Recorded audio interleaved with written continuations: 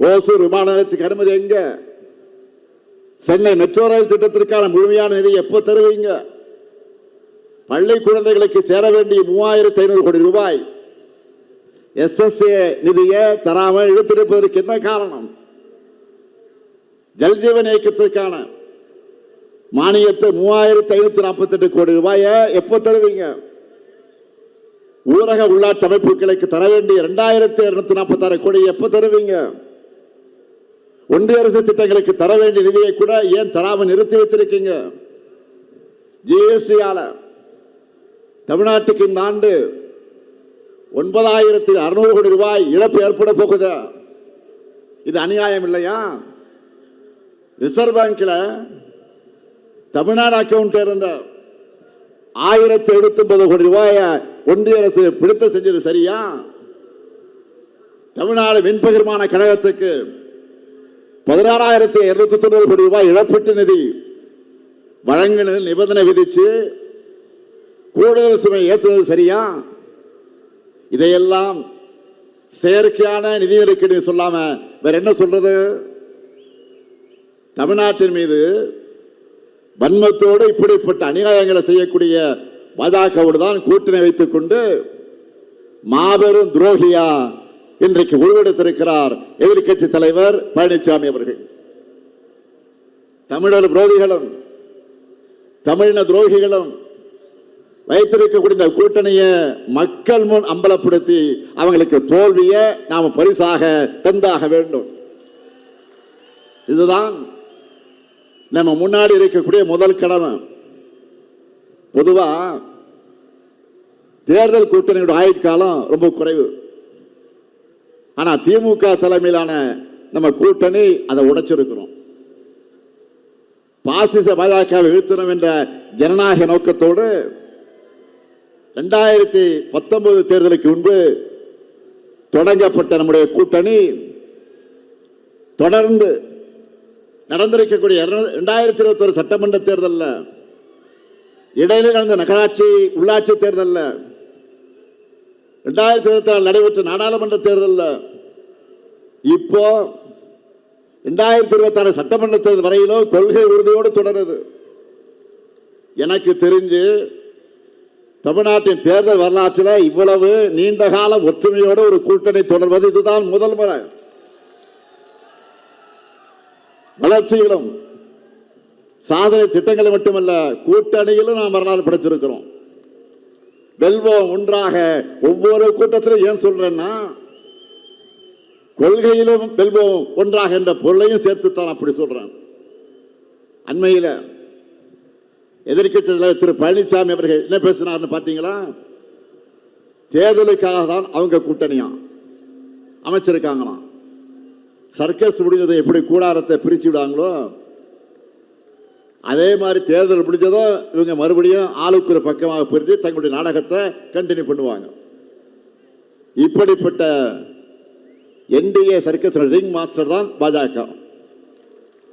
அவங்க சொன்னபடி தமிழ்நாட்டு மக்கள் முன்னால் வித்தை காட்டுபவர்தான் பழனிசாமி. பழனிசாமி அவர்கள் தான் என்ன பேசணும், தான் என்ன பேசணும் தெரிஞ்சுதான் பேசுறாரு. எனக்கு புரியல. அவர் லேபரா ஜாயின் பண்ணி இருக்கக்கூடிய ஓனரோட தலைமையிலான கூட்டணி கொள்கை இல்லாத கூட்டணி, சந்தர்ப்பவாத கூட்டணி. அதை அவரே மக்கள்கிட்ட ஒப்புத வாக்கியமாக கொடுத்திருக்கிறார். பத்துத்தோழி பழனிசாமி அவர்களை நீங்கள் மைண்ட் வாய்ஸ் நினைச்சு சத்தமா பேசிட்டீங்க. NDA கூட்டணி தேர்தலுக்காக அமைக்கப்பட்ட கூட்டணி மட்டுமல்ல, வாக்குகள் இருந்து தன்னையும் சொந்தக்காரர்களையும் காப்பாற்றிக் கொள்ள பழனிசாமி சுயநலத்தோடு இணைந்திருக்கக்கூடிய கூட்டணி. எப்பெல்லாம் தனக்கு பிரச்சனை வருதோ அப்பெல்லாம் டெல்லிக்கு கார்ல போய்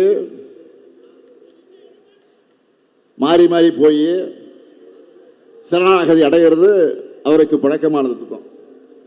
நாம் அப்படியா ஒரு கொள்கையில உறுதியா நின்று போராடுகிறோம். இப்ப கூட பாருங்க, டெல்லி முதலமைச்சராக இருந்த அரவிந்த் கெஜ்ரிவால் மேல பொய் வழக்கு போட்டு சிறையில் அடிச்சாங்க. நேர்மையா நேர்வழியில தேர்தலை எதிர்கொள்ள துணிச்சல் இல்லாம கோடைத்தனமா நடந்துகிட்டாங்க. இன்னைக்கு என்ன தீர்ப்பு? அந்த வழக்கில் எந்த முகாந்திரம் இல்லைன்னு சொல்லி நீதிமன்றம் சொல்லிடுச்சு.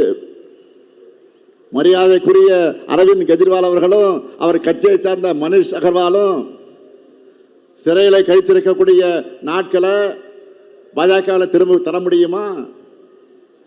மீண்டும் டெல்லியில் தேர்தல் நடத்த முடியுமா? இதே ஃபார்முலாவை தான் தமிழ்நாட்டில் செய்ய நினைக்கிறாங்க. தன்னுடைய ஏவல் அமைப்புகளை வச்சு நம்ம மிரட்ட பார்க்கிறாங்க. உங்களுடைய அரட்டல் மிரட்டலுக்கு பயப்படாங்க. அடிமையும் இல்லை, கோழையும் இல்லை. தைரியமாக உங்களை எதிர்கொள்வோம். அதனால்தான் மக்கள் மட்டுமில்லாம பல கட்சிகளும் நம்ம நம்பிக்கை வச்சு நம்ம கூட்டணியில் இணைகிறாங்க. தேர்தலுக்கு தேர்தல் கூட்டணியில் இருக்கக்கூடிய கட்சிகள் எண்ணிக்கை குறைஞ்சிருப்பதை தான் பார்க்கிறோம். தேர்தலுக்கு தான் கூட்டணி கட்சியை கொஞ்சம் குறைஞ்சிட்டு போவோம். அந்த வழக்கத்துக்கு மாறா நம்ம கூட்டணியின் பலம் மேலும் மேலும் அதிகரிச்சுட்டு போகுது. திமுக மட்டும் ஜெயிச்சா போதுன்னு நினைக்கல. யாரெல்லாம் பாஜகவின் தமிழ் விரோத அரசியல் எதிர்க்கிறாங்களோ அவங்க எல்லாரையும் ஒன்றிணைக்கணும். நாம எல்லாரும் ஒன்றிணைஞ்சு வெற்றி பெறணும்னு நினைக்கிறேன். திராவிடம், காந்தியம், மார்க்சியம், அம்பேத்கரியம், சிறுபான்மையினர் நலன், பிற்படுத்தப்பட்ட மக்கள் நலன், எல்லா குரலையும் கொண்ட மதச்சார்பற்ற ஜனநாயக சக்தியா இந்தியாவுக்கு எடுத்துக்காட்டா நம்முடைய கூட்டணி இருக்கு. கூட்டணி கட்சிகள் மக்களுக்காக வைக்கிற கோரிக்கைகளை மகிழ்ச்சியோடு நிறைவேற்றி கொடுக்கிற அரசாக நாம் செயல்பட்டுக் கொண்டிருக்கிறோம். அதனால்தான் நம்மை நாடி இத்தனை பேர் வராங்க. ஒரு ஆரோக்கியமான ஜனநாயகம் என்பது எல்லா தரப்பு குரல்களுக்கும் இடம் கொடுக்கக்கூடியதா இருக்கணும். அப்படித்தான் நம்மோட மதச்சார்பற்ற முற்போக்கு கூட்டணி இருக்கு. இங்க இருக்கக்கூடிய எல்லாருக்கும் தெளிவாக சொல்றேன், புரிஞ்சுக்குங்க.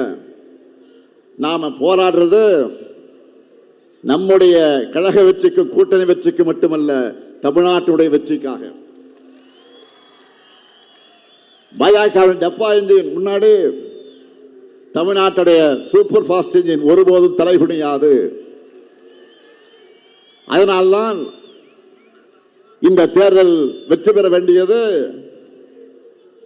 தமிழ்நாடு அணியா டெல்லி அணியான்னு சொல்லி நான் பரப்புரை செய்கிறேன். இதுல ஜெயிக்க போறது நம்ம முதலச்சார்பற்ற முற்போக்கு கூட்டணி தமிழ்நாடு அணிதான். களத்தில் உழைப்போம், மீண்டும் வெல்வோம், மீண்டும் மீண்டும் வெல்வோம், வெல்வோம், வெல்வோம் ஒன்றாக. நன்றி, வணக்கம்.